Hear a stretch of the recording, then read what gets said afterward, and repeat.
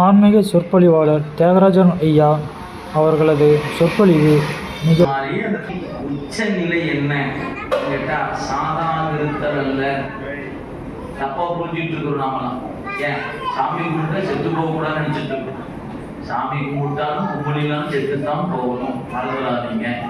ஏன் இறைவனை கும்பிடுவது நோக்கம் இனி ஒரு பிறப்புக்கு வாராது இருக்கணும்னு கும்பிடுறோம். நாம சாமி கும்பிடுற நோக்கம் அதுக்குதான் இருக்கணும். அதை விட்டு போட்டு நீங்க வந்துட்டு சாமி நான் 100 வருஷத்துக்கு இருக்கணும், நான் 100 வருஷத்துக்கு, நான் கண்டிப்பா சாமி வரத்தை கொடுக்க மாட்டார். அப்புறம் நான் கேட்டேன் அந்த சாமி கொடுக்கல, சாமி இருக்குதா இல்லையா அப்படின்னு கேட்டீங்கன்னா உங்களுக்கு விண்ணப்பமே தப்பு. அப்புறமா எங்க போயிருக்கு? பிறந்த அத்தனை பேரும் இறந்தார்கள். எனவே கடவுள் வேண்டும் போது சாகாம இருக்கணும் வேண்டாதீங்க. சாமி இன்னொரு பிறப்பு கொடுக்காம இல்லையான்னு வேண்டும். நான் நல்லா தானே இருக்கிறேன், நல்லா இருக்கும் போதுதான் கேட்கணும். புரிஞ்சுக்குங்க. நொந்து வெந்து நூடுல்ஸ் ஆன பிறகு கேட்கறது இல்லை. அது நல்லா இருக்கும் போதே கடவுளே இன்னொரு தாயின் கருப்பைக்கு போகாம என்னை காப்பாற்றிரு பெருமானே அப்படின்னு உடல்ல நோய் இல்லாத போது, வறுமை இல்லாத போது, எந்த நிலையும் இல்லாம ஆனந்தமா இருக்கிறாங்க நினைப்பு வருவாங்க. அப்பவே அதுதான் கேட்கணும். ஆனந்தமா இருக்கும்போது கேட்போமா என்ன அப்படின்னு கேட்டா ஐயா அப்பதான் அது அவசியமா கேட்கணும். இதுதான் நம்முடைய சமய நெறிகளில் பெரியவர்கள் நமக்கு உணர்த்திய உண்மை அதுதான். எனவே கடவுள் ஏன் இறங்கி வருகிறார் அப்படின்னு கேட்டா நம்மை மேல உயர்த்துவதற்காக இறைவன் என்ன பண்ணாரு?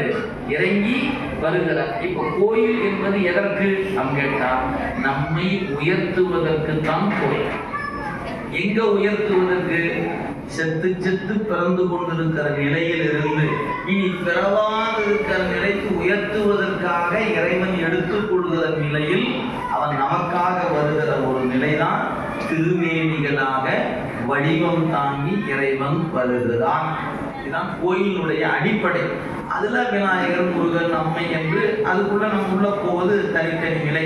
அதுல புராண நோக்குல போனீங்கன்னா வேற, தத்துவ நோக்குல போனா வேற. ரெண்டுக்கு சின்ன சின்ன வேறுபாடுகள்.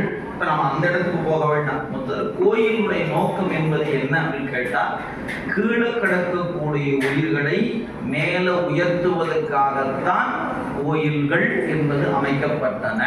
சரி, அப்படி அமைக்கப்பட்ட கோயில்ல அவனுக்கு பணி செய்தல் என்பது யாருக்கு வாய்க்கும்? எல்லோருக்கும் வாய்க்காது. அதுதான் நிலை. யாருக்கு வாய்க்கும் அப்படின்னு கேட்டீங்கன்னா நம்ம நூல் சொல்லுகிறது, பண்டை காலத்தில் நல்ல புண்ணியத்தை பண்ணி வச்சிருந்தீங்கன்னா இன்னைக்கு வாய்க்கும். உன்னை தவம் இருக்குமானால் இன்னைக்கு வாய்க்கும். இன்னைக்கு நீங்க தவம் செய்ய ஆரம்பிச்சீங்கன்னா நாளைக்கு வாய்க்கும். இதான் அடிப்படையான ஒன்று.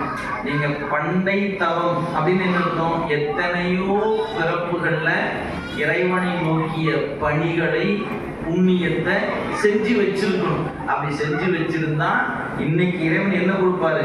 அன்னைக்கு செஞ்ச புண்ணியத்தை கணக்கீடு பார்த்துட்டு போய் இவன் கொஞ்சம் புண்ணியம் பண்ணியிருக்கிறான், இவன் சீமானத்தை எடுத்து கூட்ட வைக்கலாம், இவன் ஒரு புண்ணியம் பண்ணிருக்கான், 2 கோலத்தை போட சொல்லலாம், இவன் கொஞ்சம் புண்ணியம் பண்ணிருக்கிறான், நந்தவனத்தை 2 பூபருத்தி வைக்குவாங்க.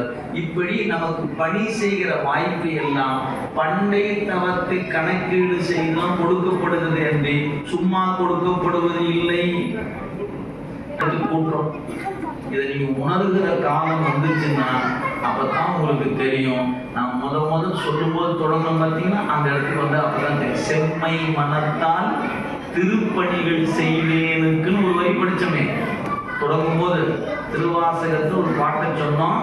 அதுல செம்மை மனத்தால் திருப்பணிகள் செய்வேனுக்குன்னு ஒரு வரி பார்த்தோம்.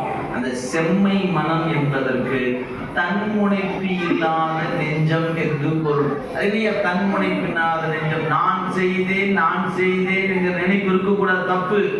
இறைவன் எனக்கு வாய்ப்பு கொடுத்தான் என்று கருதுவதுதான் செம்மை மனம். கோயில்ல எனக்கு ஒரு தேவாரம் பாடுற வாய்ப்பு கிடைச்சதுன்னா நான் அழகா பாடுகிறேன் என்று அதுக்காக கிடைச்ச வாய்ப்பு இல்லை. இறைவன் விரும்பினாலே எனக்கு அந்த வாய்ப்பு கொடுத்திருக்கிறார். நான் ஒரு கோலம் போடுகிறேன்னு என்ன அர்த்தம்? நான் நல்லா கோலம் போடுறதுக்காக என்ன போட வச்சாதானே? இல்ல, நல்லா போற ஆள் நிறைய பேர் இருப்பாங்க. அவரு நம்மளை பிடிச்சிருக்குதுன்னு கோலம் போட வச்சிருக்கிறார். ரெண்டுக்கு வித்தியாசம் இருக்குதுங்க. ஏன் எல்லாத்துலயுமே நம்மை விட மேலான ஆட்கள் இந்த பகுதியில் நிறைய பேர் இருக்கிறார். இந்த கோயிலே வச்சுப்போம். இந்த ராஜ கணபதியை சுற்றியும் நிறைய மக்கள் இருக்கிறார். ஒரு குறிப்பிட்ட சில ஆயிரம் மக்கள் இருப்பாங்கன்னு வச்சுக்கோங்களேன். எல்லாம் ஒரு உதாரணத்துக்கு சொல்றேன், தவறா நினைச்சுக்கேன். ஒரு 10,000 பேர் இருக்குன்னு வச்சுக்க. இந்த வளாகத்துக்குள்ள 10,000 பேருமா கோயிலுக்கு வந்து போறாங்க? வரவே மாட்டாங்க. யாரெல்லாம் வருவாங்க? அந்த 10,000 பேருக்குள்ள முன்னைய பிறப்புகளை கொஞ்சம் புண்ணியம்னு சொல்றமே, அது செஞ்சு வச்ச ஆள் இருந்தா மட்டும்தான் இந்த கேட்டுக்குள்ள உள்ள வருவாங்க. இல்லைன்னா கேட்டுலயே பார்த்துக்கிட்டே போவாங்க. அப்படி என்ன இன்னைக்கு கூட்டம், என்னமோ சங்கட சதுர்த்தி, ஓஹோ சரி சரி அப்படின்னு என்னன்னு கூட கேட்க மாட்டோம். அப்படியே போறவங்க இருப்பாங்க. இவங்களுக்கு வேற வேலை இல்லையா? அந்த ஆளுங்களுக்கு அந்த பாட்டை வச்சு சும்மா சோறு போட்டா அது கூட்டம் வந்துருமாட்டு இருக்குது அப்படின்னு சொல்லி பேசிட்டு போவான். இப்படி பலரும் பல வகையா இருப்பாங்க. 10,000 பேரும் 10,000-மா இருப்பாங்க. ஒருத்தரும் ஒரே மாதிரி ஆட்கள் இருக்க மாட்டாங்க. அப்ப இங்க உள்ள வரணும்னா என்னையா செய்யணும் அப்படின்னு கேட்டா, கொஞ்சம் புண்ணியம் பண்ணினா தான் வர முடியும். அது உங்களுக்கு நான் சொன்னா புரியுமான்னு எனக்கு தெரியும். நான் வேற மாதிரி உங்களுக்கு புரியுது சொல்றேன். இப்ப தமிழ்நாட்டினுடைய சட்டசபை இருக்கிறது.